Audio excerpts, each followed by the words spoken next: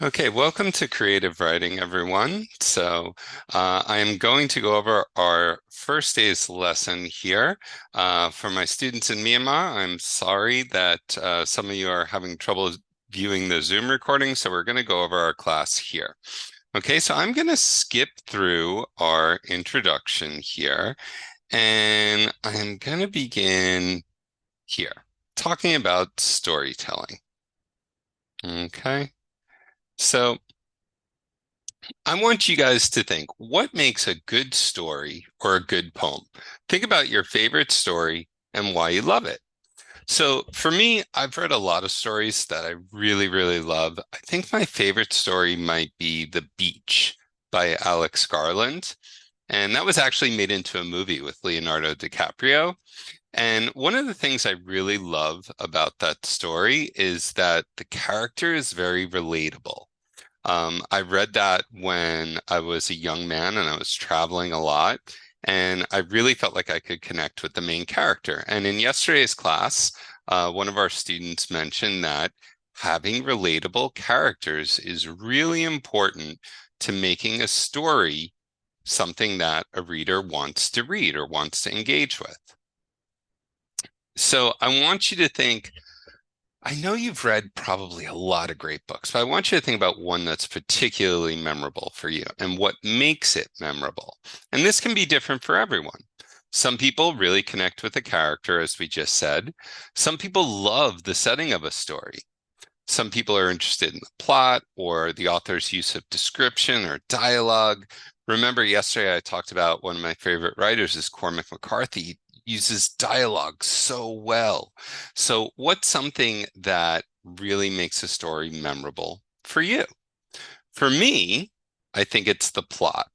I really love a story that has a really good series of events, that it's suspenseful. I want to know what happens next. And we're going to learn all about that throughout our course. So we're going to work on developing our creative writing and storytelling abilities in this course. So I want you to tell me, how do you think creative writing is going to be different from academic writing? Well, remember, when we learned academic writing, we said that academic writing is very structured. The basis of academic writing is argument, right? The author is writing either to inform us or persuade us. And we need to present a thesis statement and we need to support that with reasons, facts, and evidence. Okay, whereas in creative writing, it's far more flexible. We've got a lot more freedom. And we're going to explore some different genres that we didn't explore in academic writing. So, what sort of genres would be included under creative writing?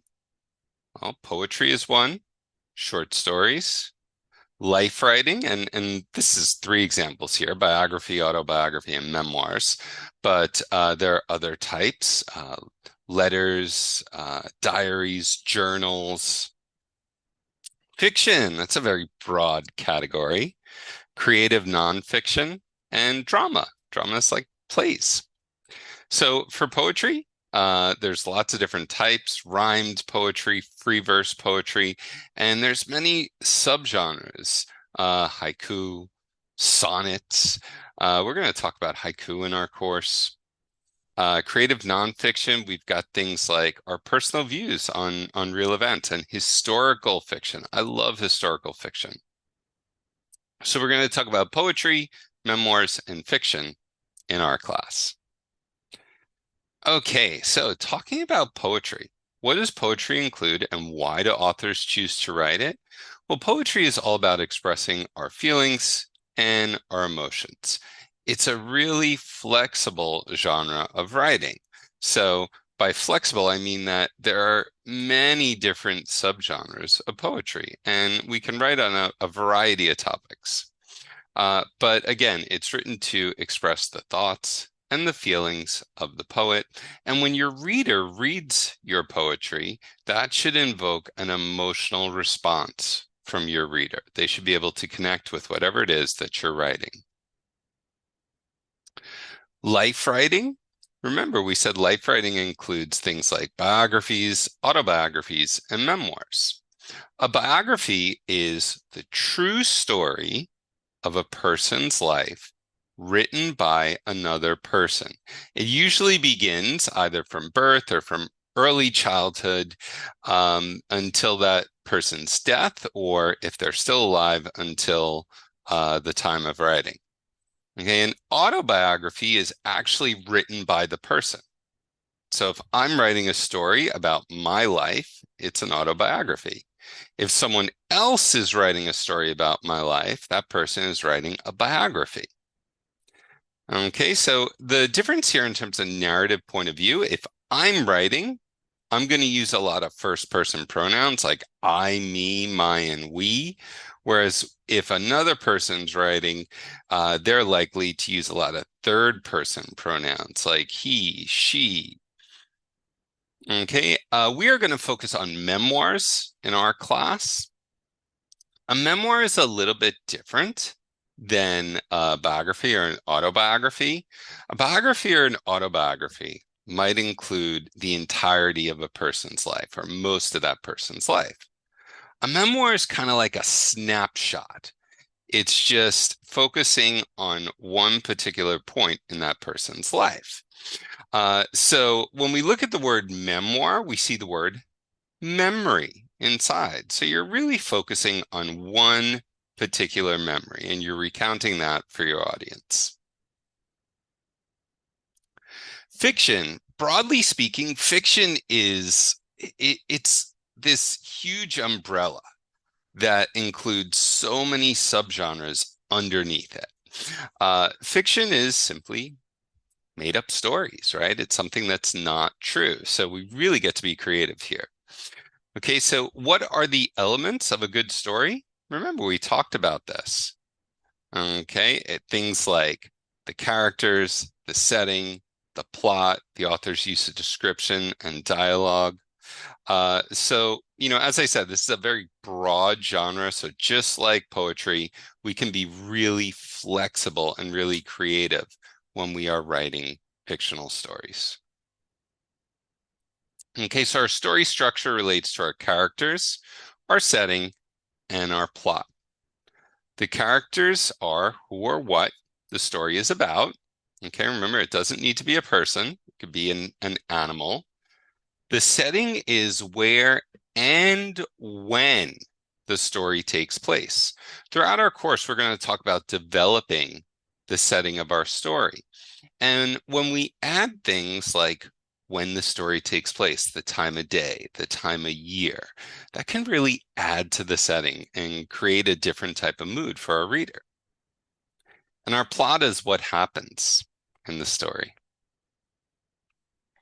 Okay, so the plot can be different depending on the type of story you're reading. Very often, the main character has a problem that they need to solve. And then a series of events brings them to the solution, and then there's a resolution to the problem. This is usually how the story begins. Then the events that bring us closer to the solution make up the middle of the story, and then it ends with a resolution. Not always, but this is very often the case, especially in fiction. So this is important. Does the resolution always need to be positive? Does every story have to have a happy ending? No, someone said in class yesterday that we want to be able to connect with the characters. We want to be able to connect with the story as a whole.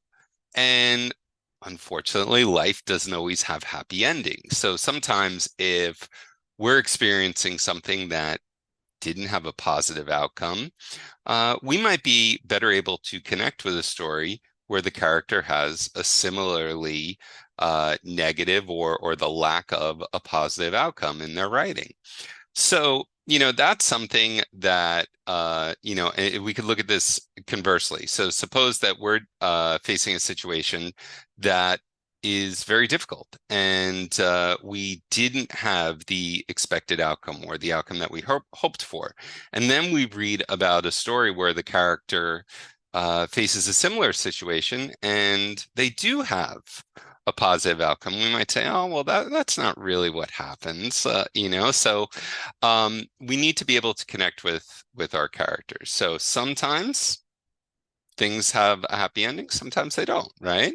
And that's up to you. As the writer, you have that ability to control the outcome of your story. Okay, we can use this graphic organizer. We worked on this yesterday in class. We can write down our characters, our setting, where and when the story takes place, and what happens throughout the story. What happens in the beginning, the middle, and the end of the story. Okay, so we went through this yesterday. Okay, this is the story of a boy named Leo and a small rabbit. So I know we've read this in class. I'm gonna come here to our graphic organizer.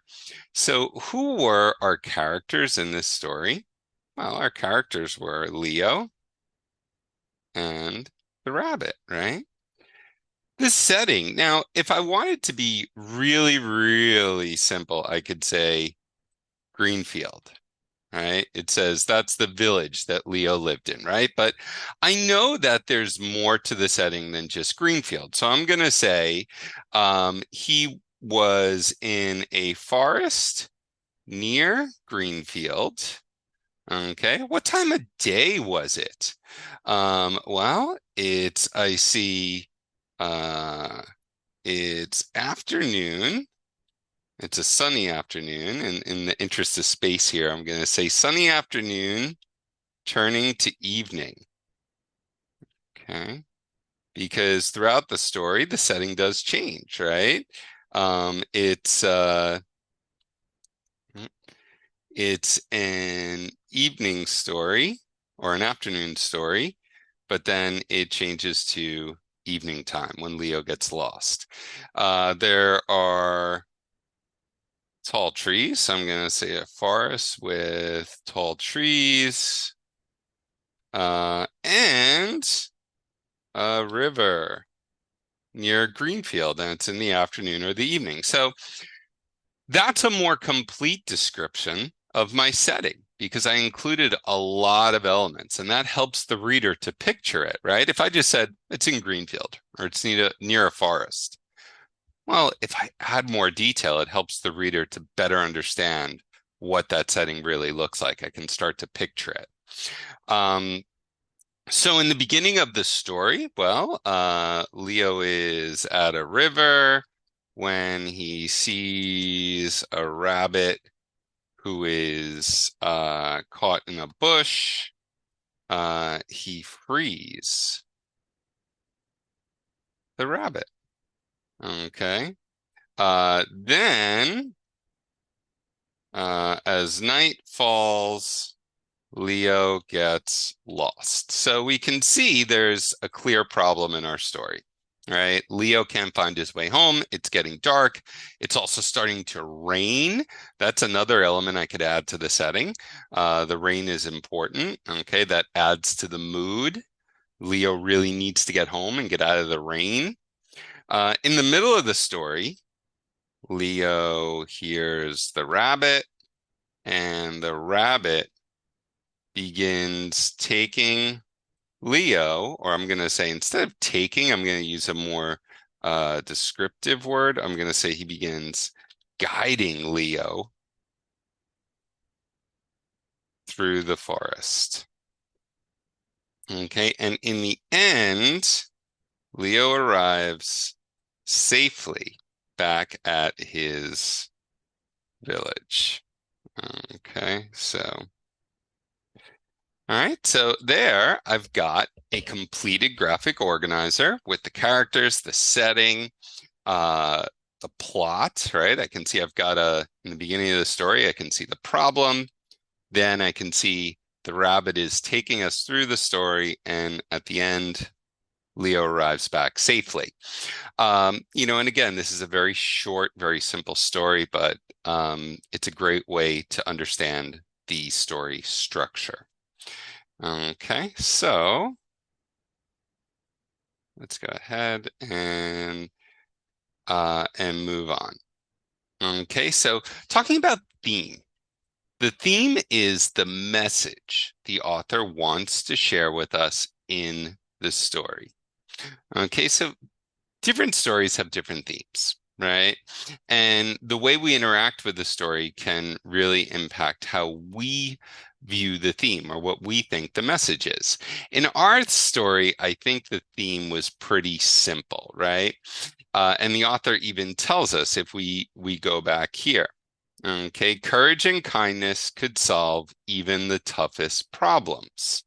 Okay, he also tells us here, kindness always comes back in unexpected ways. So I think, the theme really is related to kindness. Leo did a kind thing, and then someone else did a kind thing for him. That rabbit did a kind thing. Okay, so remember, our own experiences impact how we view the theme. So I want to go on and I want to talk a little bit about imagery. Now, I know we're covering a lot here. And remember, this is just an introduction. You don't need to remember all this. We're going to go over, this is kind of like an overview of everything we're going to talk about throughout the course. Okay, so imagery is when we create a picture in the reader's mind. Remember, I talked about describing that setting, and we've got that crystal clear river, right? We can see the fish swimming. All of that helps add to the imagery. Okay, so one thing that good authors do when they're trying to create imagery is they appeal to the reader's senses. Okay, we call that sensory language. And we know our five senses are touch, sight, taste, hearing, and smell. Okay, we want the reader to imagine that they're in our story. What do they feel? What do they see? What do they hear? Okay, so ask yourself as you're writing, um, if you're writing a story where you're in your house, what does it smell like in your house? If you're up on top of a mountain, what are some things that you hear on top of that mountain? Think about that. We can also use figurative language. Again, you don't need to remember all of this. I'm just introducing this to you. We are going to cover it throughout the course. A simile compares two unlike things using like or as. The water was as clear as crystal. A metaphor compares two unlike things, but it does not use like or as. The classroom was a beehive buzzing with activity. And personification is when we give human qualities to things that aren't human. The old house groaned under the weight of the snow. We know houses can't groan, people groan, right? But we're giving that house that quality, and it really adds to our writing. Okay, so I asked you guys to choose one of these pictures and to write a short description. What do you think is happening here? Okay, so I wrote my description. I'm going to share it with you guys now. I wrote about this first boy here. I wrote, the cool smoky skies of the city bit at Joe's bare skin. Though there wasn't much skin exposed, he was bundled up in a fluffy down ski jacket, long pants, and mittens made from his mom's favorite yellow yarn. It was his first day in Spotsville, the state's capital, as Joe prepared for his freshman year at Spotsville State University. His new clothes were a bit of a novelty. Certainly nothing he'd wear on his parents' home back in Hawaii.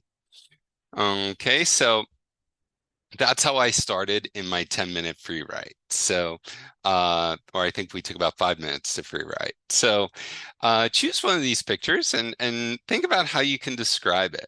Okay, I didn't really talk about much. I talked about the setting, I talked about what he was wearing, and I kind of imagined, well, what's he doing here, right? It's just I see a picture of a young guy walking down the street. So my thought is maybe he's in a new city. Maybe he's going to university here. Maybe he's not from here. He's dressed pretty warmly here, so it must be, if not cold, at least cool. Um, and I think he's from a warm place like Hawaii, and this is a totally different experience for him. So that was my feeling there. Okay. All right, guys. I know you got a chance to play our game in class. Thank you so much for watching our recording. And I want to stress again, we don't need to remember everything that we talked about here in class today. This is just an overview of what we're going to cover in our course. In our next lesson, we're going to begin some more pointed instruction and pointed study on life writing and talking about memoirs. Okay, thank you guys so much, and I will see you in our next class.